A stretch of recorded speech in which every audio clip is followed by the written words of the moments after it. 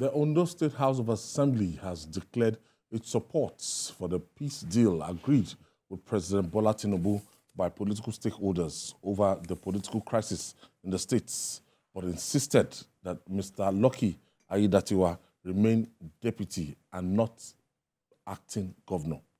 Reading the resolutions agreed with the president at the Abuja meeting to his colleagues at the plenary, the Speaker, Ondo State House of Assembly, Olamide Oladiji, explained that Aiyedatiwa was not acting governor, but deputy governor. Jide, take us through this. The difference between acting governor and deputy governor. Yes, because they didn't transmit the powers of the governor to him. You know, and I don't really understand why we're having this this kind of situation in Ondo State. The governor traveled in June, came back in September. He has not been seen in public since then. He's not been functioning, at least as far as the eyes can see, as governor. There is then the overriding need for someone to play his role. That's in the interest of good governance, not in the interest of some individuals just arrogating to themselves the powers of a governor and be calling the shots when they were not the people voted for. You get the point that I'm making. Now, if you find yourself in the situation that the governor has found himself, if there is trust, if people had not succeeded in coming in between them, destroying for their own selfish interest, their own desire to be part of the political loop in 2024, the governor on his own ought to transmit his powers to his deputy and say, okay, you do this in my place until I return. Yes. El-Rufai was going abroad, you know, because he was schooling abroad at some point. He handed over to his deputy. The deputy even went before the assembly and presented the budget. The budget of the state. How many times do we see a deputy governor go to present a budget of the state? That's to tell you the extent to which El-Rufai was prepared to go, to show that there is no ambiguity. I am traveling. This person will do this job in my absence. So, and part of the job was to present the budget. But what we have is a situation in which they started looking for how to impeach the governor. Struggling to impeach him, the deputy governor, the deputy governor, for no reason. All of the noise about gross misconduct, they've not proved it to us. We are not just journalists, we are students of history. You can't just make wild allegations. In the fullness of time, you must be able to show that, yes, we talked about gross misconduct. These were the things that he did, and this is our proof. Nobody has done that. The phrase gross misconduct has become worn out, thoroughly overused by people who do not even know the meaning. Vague, ambiguous. What do you mean by gross misconduct? You've not shown him. Now, they've not transmitted power to him. And the president also using wisdom in resolving this issue. He knows that they do not trust the man. He knows that they are scared that if they give full powers to the deputy governor, those of them who have been tormenting him for months, who deserve that when he gets there, he's going to send them packing. Posting. So, somebody asked me, why did they have to tell the deputy governor to sign an undated resignation?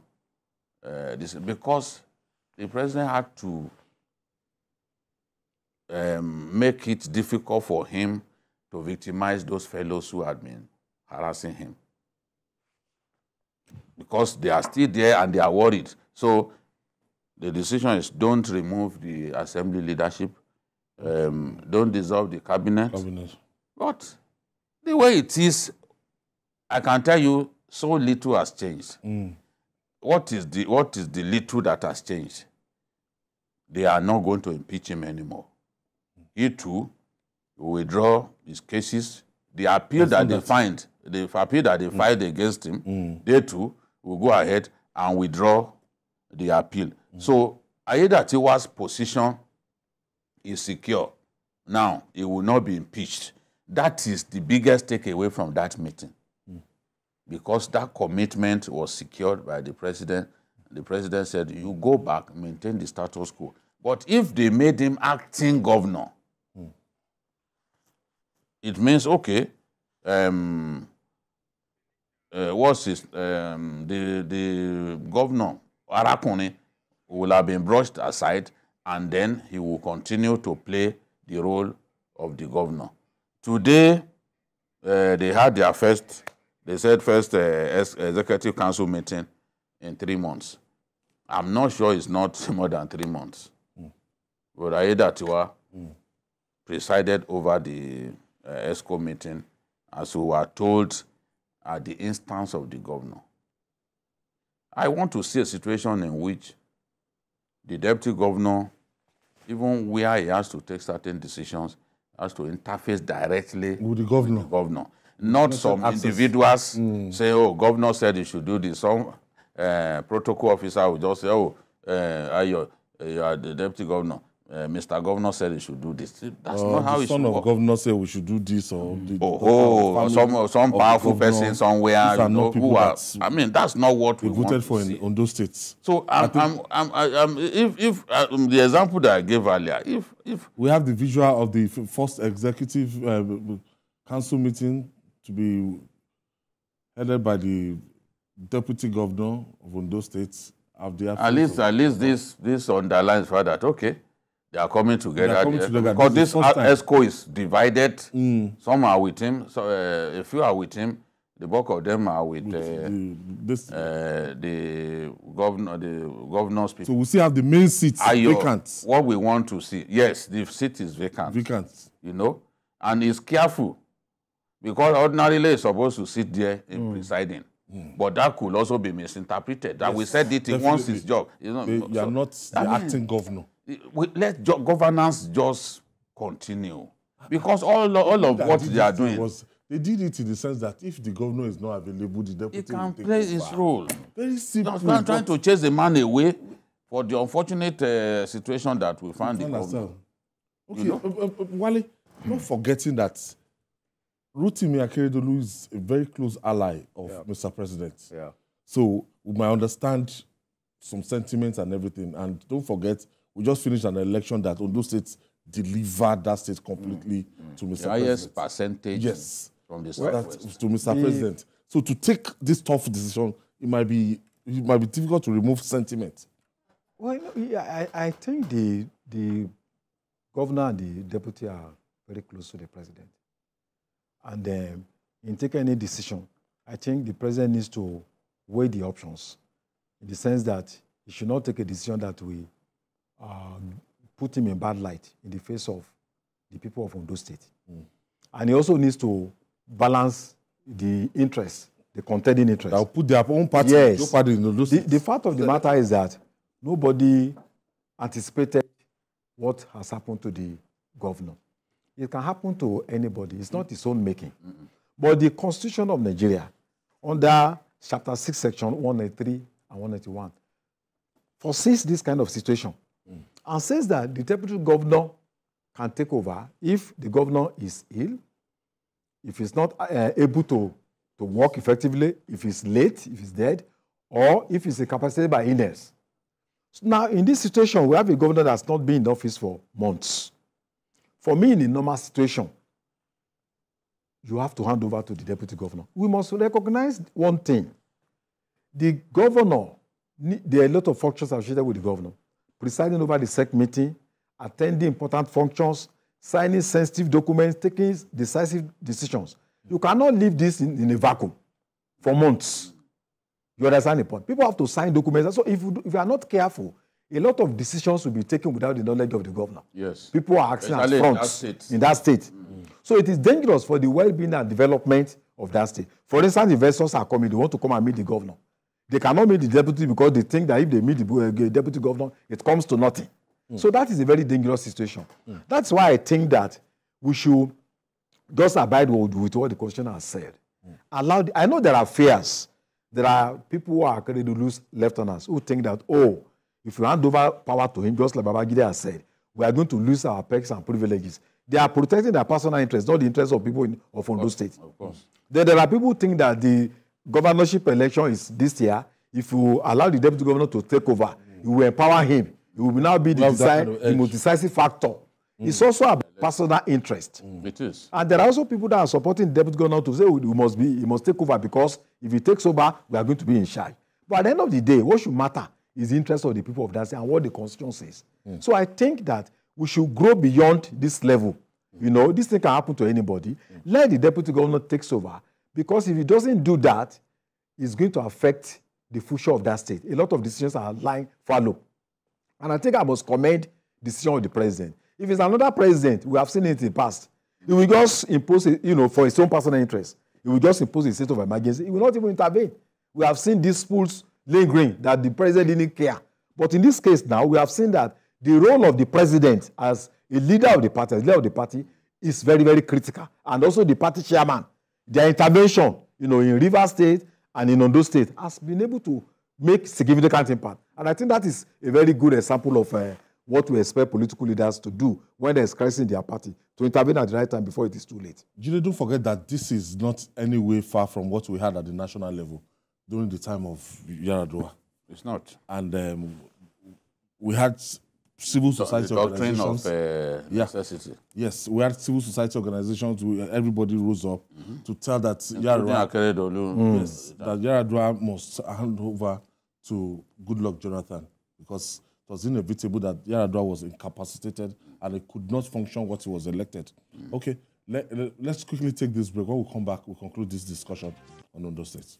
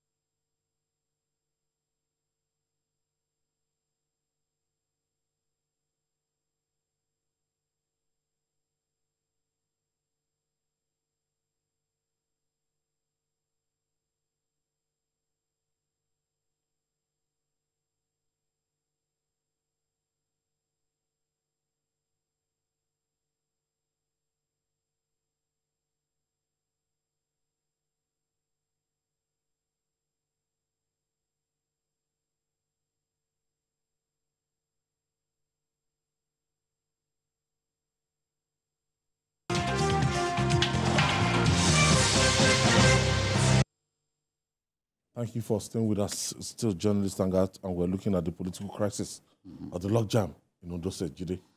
We're talking about the Aiyedatiwa situation. Yes, it's similar, very similar. Both of them were ill. We pray that ultimately Arakuna Akeredolu will survive this he can draw from the strength of his wife. His wife is a cancer survivor, and she's still strong and carrying on effectively. We pray that God will heal him so that he can continue to function as the good governor that he's always been. Unfortunately, we have this situation. The ideal situation is for the deputy governor to take over with the full complement as acting of governor, the powers of the governor. With the full complement, all of the people. Look at what happened at the assembly, deciding that some people should go and become a local government chairman. Where did they derive that power from? I don't know. Some funny things are happening in your state. Where did they derive the power from? Who is to swear them in? This will happen where, as he said, there is a vacuum. Some individuals will now be playing the role of the governor behind the curtain. Yep. That's not what we want to see. It's not an ideal situation. But I know this fear is there. If he gets there, he will deal with us. If he gets there, we're already thinking that the governorship belongs to us. It's going to change the dynamics and it will not come our way. I've said this thing from the first day that they began to plot to remove Aiyedatiwa, that this whole thing is succession politics. I've been saying it from the first day. And that's why we have a House of Assembly in Ondo State that is like the rubber stamp of a bunch of politicians determined to alter the course of the history of the state. Because what is the role of the House of Assembly? You can't prove that somebody is guilty of gross misconduct. You can't. Like an appendage. We dare them, show us what he did that you call gross misconduct. The APC tried to get in until the president got involved before they even agreed to leave the mandate. What kind of House of Assembly is that? Severing the ties between the governor and the deputy governor. They are the ones who came in between. They are the ones who came. Aiyedatiwa had always said this is the man that he will hand over to. He said it publicly at the inauguration night. Today, they drove a wedge between them. I don't think they've seen. They drove a wedge. I can tell you now that if he wants to see the man, they will not allow him. They will say he wants to kill the man. I mean, all of these things should stop. They know it's for their selfish interest. They know what they are doing. They know. Some of them used to call me to say, Ajide, this is not, they can't call me anymore. The facts are in the open now. That this whole thing is just succession politics. And you succeeded in hitching the progress of a state, in making sure that the state does not move forward. What do you gain? Party tried to intervene, you must impeach him. You must impeach him for committing no offense. This is a largely a political person. I'm telling you. And you can't blame Mr. President. No, he has to back for his ally. No, not just that, Ayo. He has to also look at what's on ground. Beyond, you see, I said something about Asiwaju during the Ambo dating. I said, look, you are a leader, you are a famous leader, but you must listen to your people. If you take steps that go against what they want, you will end up with tomatoes on your face. Asiwaju is calculating. He could easily say, oh, go on. But he was thinking about what could happen. Yeah. There is even the possibility of them refusing to obey him. Do you know that as soon as they got there, they were even trying to go against some of the decisions? I mean, it was reported in the papers 2-3 days ago. So he also has to take a decision that he knows that will appear to please the generality of the stakeholders. That's what he's trying to do. You know? That's what he's trying to do. The governor of Ondo State, if you look at the two of them during the campaign, he was full of praises for his deputy. And at the same time, the deputy was full of praises for Aiyedatiwa. So I don't know at what point that they now begin to see themselves as enemies. And we should also, I hope that by bringing in the governor to now stay at Ibadan, I hope people are not trying to feast on the situation. Maybe he needs to complete some medication abroad. But they just say, oh, he must be present here. So I think our priority should be how to treat him so that he can, if it even means he's staying abroad for the next 6 months. I think that is what is most important. It's like people now think this life is even less important, but what's more important is political secession. So they must just, we are not even sure of his personal conviction because there is no interaction between the two of them. So some of those decisions that have been linked to him may not even have anything to do with. Yes, because somebody can say, okay, issue a statement. Oh, yes, this is what the governor said. It's not in the position to refuse such decisions. And I think at this critical moment where the state needs to present budget, they need to realize that the governor is not in that position now. So hand over to the right person, at least for the interest of the general population of that. That's why I gave the example of El-Rufai. He was not even ill. He just went abroad, and he handed over to his deputy full powers, full complement of the powers of a governor. And the woman went, presented the budget, and continued to run the state. I will pray that the sun will shine again in that state, the sunshine state of Ondo states, and we wish them well. The House of Assembly, Uncle. I want to thank you. Wale Adeoye and the master himself, Babajide Kolade Otitoju.